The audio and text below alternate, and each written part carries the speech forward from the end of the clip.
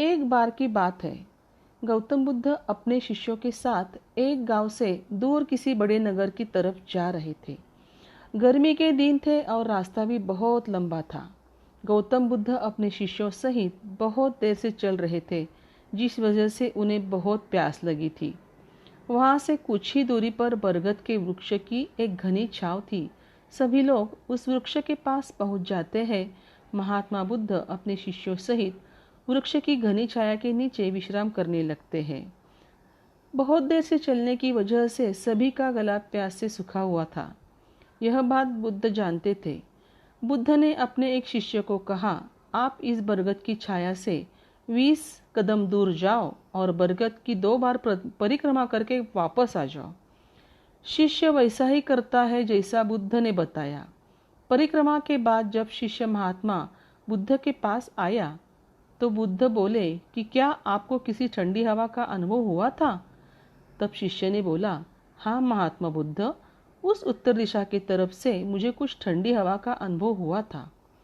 शिष्य की यही बात सुन महात्मा बुद्ध शिष्य से तुरंत बोले कि उसी दिशा में चले जाओ, जरूर वहां से कुछ ही दूरी पर एक तालाब अवश्य मिलेगा।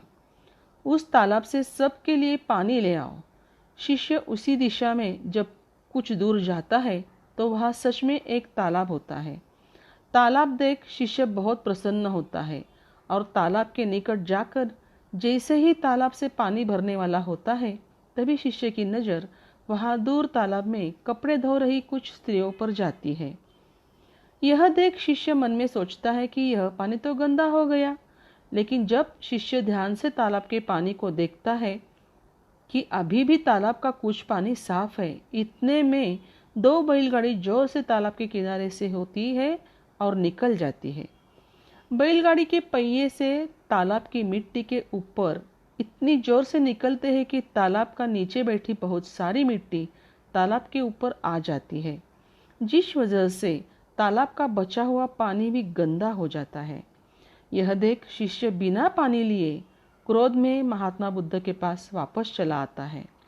शिष्य बड़े ही निराश भाव से महात्मा बुद्ध को सब कुछ बता देता है।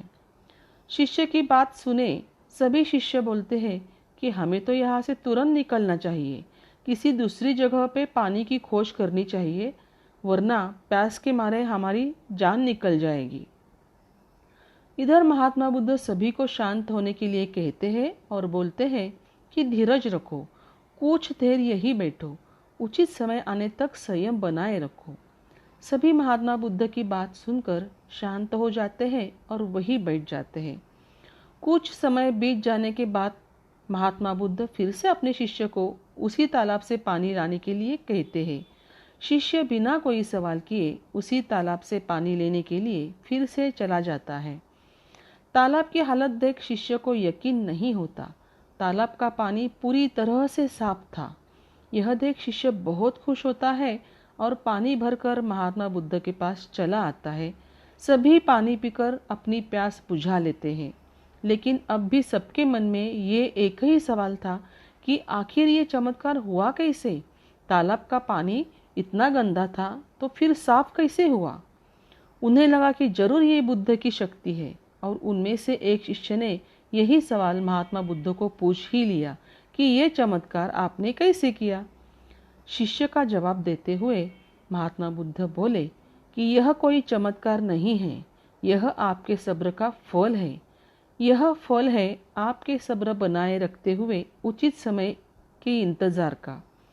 जितनी देर हम सब लोगों ने सब्र किया, उतनी देर तक तालाब के पानी के ऊपर तैर रहे सभी गंदे तत्व और मिट्टी तालाब के पानी के नीचे बैठ गए।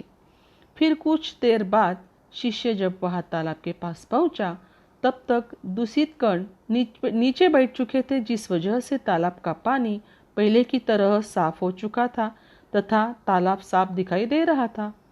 यदि उस समय आप लोगों ने सब्र ना किया होता, धैर्य ना रखा होता, तो आप सब इतनी गर्मी में पानी की खोज में प्यासे रहकर शायद अब तक मृत्यु को प्राप्त हो गए होते, क्योंकि यहाँ से अगला कोई तालाब है या नहीं, और होगा भी तो क्या उसका पानी साफ होगा या नहीं।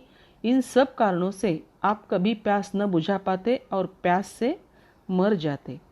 फिर इतना बोलने के बाद महात्मा बुद्ध शिष्यों को एक सीख देते हुए कहते हैं कि जैसी स्थिति हम लोगों के समक्ष आज आई है, वैसी स्थिति और मुश्किल दौर जिंदगी के हर मोड़ पर आएंगे। तब उस समय भी आपको ऐसे ही संयम बनाए रखना चाहिए और अपने विवेक से ही काम लेते हुए आपको एक उचित फैसले के साथ सही नतीजे पर पहुंचना होगा। हर मुश्किल दौर में सब्र रखते हुए ऐसे ही शांत मन से ही कोई फैसला लेना चाहिए जिसका आपके और दूसरों के लिए अच्छा हो, क्योंकि ऐसी स्थितियों में लोग अक्सर गुस्से में आकर अपना सब्र खो देते हैं और गुस्से तथा जल्दबाजी में गलत काम और फैसला कर बैठते हैं, जिसका बुरा परिणाम उनको भविष्य में देखने को मिलता है, जिसमें खुद का नुकसान अधिक होता है।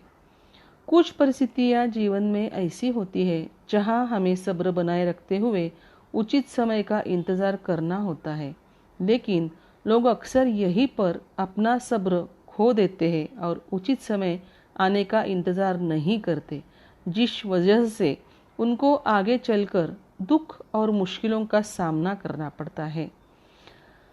हमारे द्वारा लिया गया आज का फैसला हमारे आने वाले कल की खुशी और दुखों को निश्चित करता है। अपने जीवन में बहुत कुछ सीखने को मिलता है इस कहानी से। हमें अपने जीवन की उन अनमोल बातों का और ज्ञान का बोध होता है जो हमें हमारे जीवन में बहुत काम आती है। अक्सर इंसान जिंदगी में आने वाली परेशानियों के बारे सुनकर बहुत परेशान हो जाता है, तो ऐसे में हमें ऐसी बहुत कुछ ज्ञानवर्धक बातें महात्मा बुद्ध से सीखने को मिलती है, जो कि जीवन की मुश्किलों का सामना करने की ताकत देती है। इंसान के मन में एक सकारात्मक ऊर्जा का संचार करती है, जो मन में बनने वाली नकारात्मक ऊर्जा को खत्म कर इंसान को सही राह की तरफ अग्रसर करती है। यही थी गौतम बुद्ध की कहानी, सही समय का इंतज़ार। आप सभी को अगर ये वीडियो अच्छा लगा होगा तो इसे ज़रूर लाइक करना, शेयर करना और सब्सक्राइब करना। साथ ही बाजू के बेल आइकॉन पर क्लिक करना ताकि अगला वीडियो आपको बिल्कुल मिल जाएगा। धन्यवाद।